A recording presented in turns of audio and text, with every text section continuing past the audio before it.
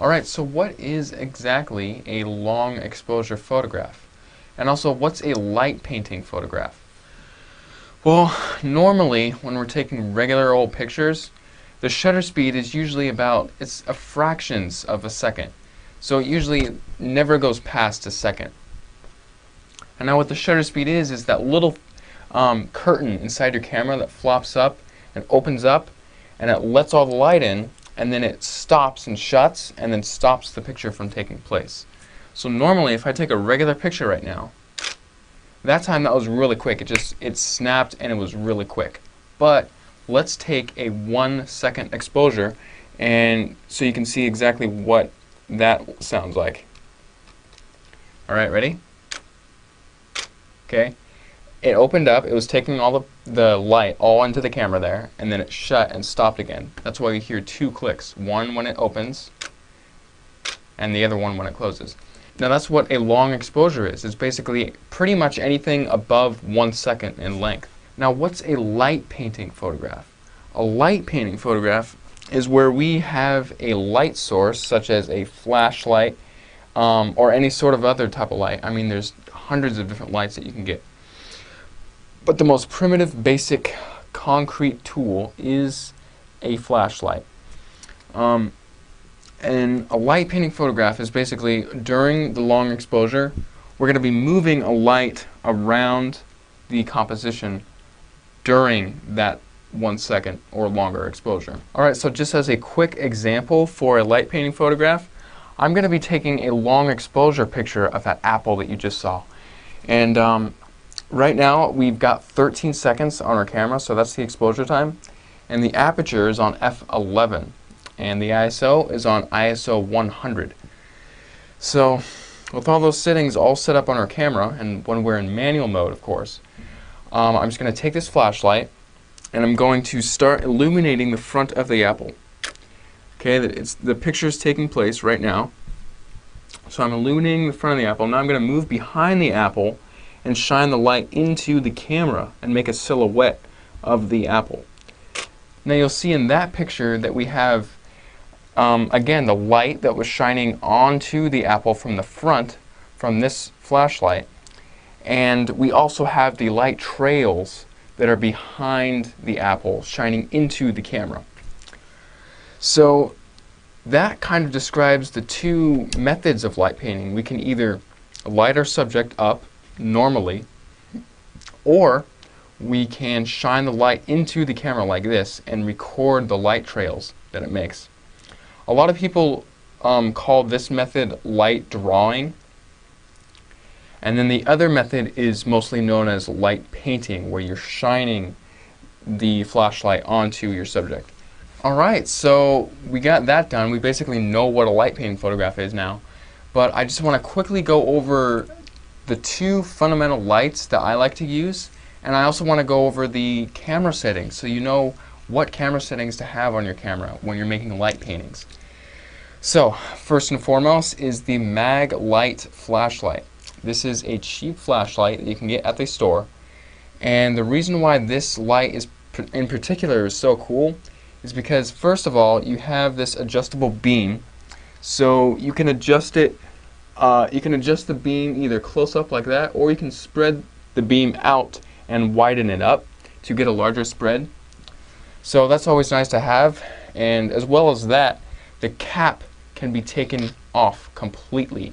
And this is really cool because now we can move the light around objects, and you can capture the light strokes coming directly from the light bulb, but you can also capture the ambient lighting that it spreads onto the subject that's around the light source. So this is really cool. This is a highly recommended light by me. There's also some cool accessories you can get along with it. There is this fiber optic adapter that you can place on top of the cap, and now you get a really fine-tuned light source.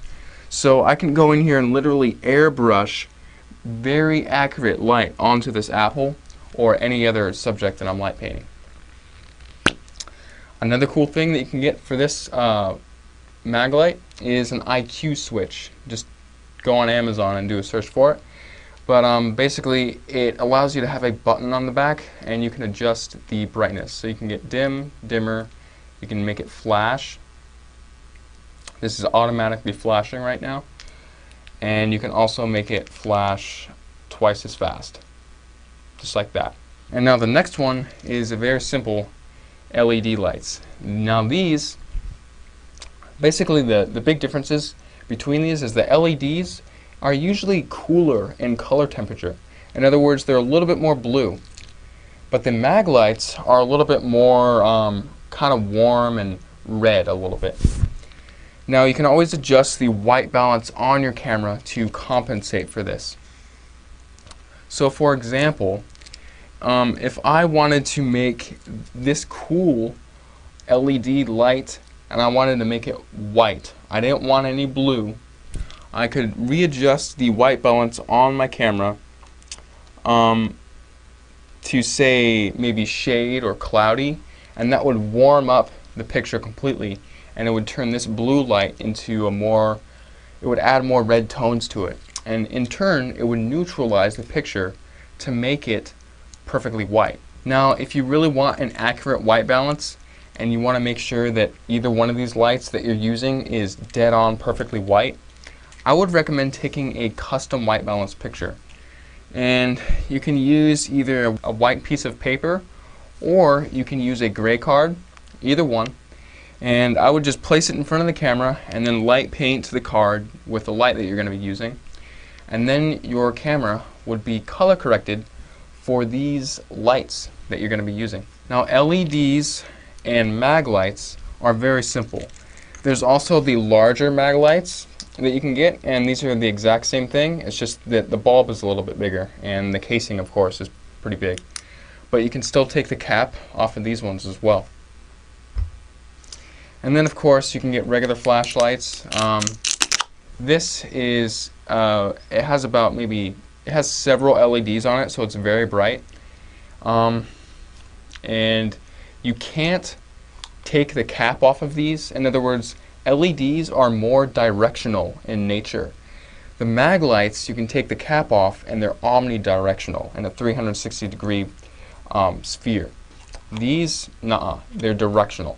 So if you wanted to make these somewhat omnidirectional, you could buy a white film canister and simply place that over the light with tape, and then you have a torch that's kind of omnidirectional. So you can light up your subjects just like that. And now what type of settings are you going to want to be using on your camera for light painting photographs? I would recommend always just going straight into manual mode on your camera. I usually don't recommend using any other mode for light painting because manual mode pretty much has it all and you're not going to be needing the other modes. So once you're in manual mode, I would recommend first setting the ISO to the lowest ISO possible. On my Nikon camera, it can go to ISO 200, but there's also a special option to kick it down to 100. So right now I usually always start off on ISO 100 on my camera. This will eliminate any sort of noise or grain, and it'll just make the image more high quality. Next, after you have ISO 100 dialed in, I'll then recommend setting the aperture to around f11. That's usually where I always start off on my particular lens, because f11 is the sharpest aperture on this particular lens that I'm using. I'm using the 18-55 lens that came with my Nikon camera. And then after that is the shutter speed. Now the shutter speed can be anything you want to. It depends on how long you're going to be light painting the photograph. Now usually for a long exposure photograph we're going to start off at 1 second, but we can keep on going on to 10 seconds, 20 seconds. Most cameras cap off at 30 seconds. So if you want to take a photograph that is longer than 30 seconds, you're going to need to get a cable release or a wireless remote for your camera. Now this always works a little bit differently from each camera you get, so you're going to want to check the instruction manual in your camera to make sure that it can even take a cable release or a wireless remote. And then there's a special option on most cameras as well that's called bulb mode. Again, you can just rotate the shutter speed dial until you go past 30 seconds the next option right after 30 seconds should be a thing that says bulb. This is where it's a special feature where you can hold down the button on your camera, and if you hold it down for 1 second, it's going to take the picture for 1 second. If you hold down the button for 2.3 seconds, it's going to take the picture for 2.3 seconds. If you hold it down for an hour, it's going to take a picture for an hour. So you get the drift. The shutter speed is determined by how long you hold your finger on the button. So just like that. That's all bulb mode is. So that can be pretty useful. Usually those work great with cable releases, because with a cable release you can just hook it up to your camera and the button is on a little cable, and you just push the button in and then you can actually lock it in place, and then you can have the exposure go on for several minutes if you wanted to, and it's no problem. So that's usually the settings that I would recommend you starting out on. You can readjust them later on, but I would just recommend starting off at ISO 200 or lower and have the aperture set to f11.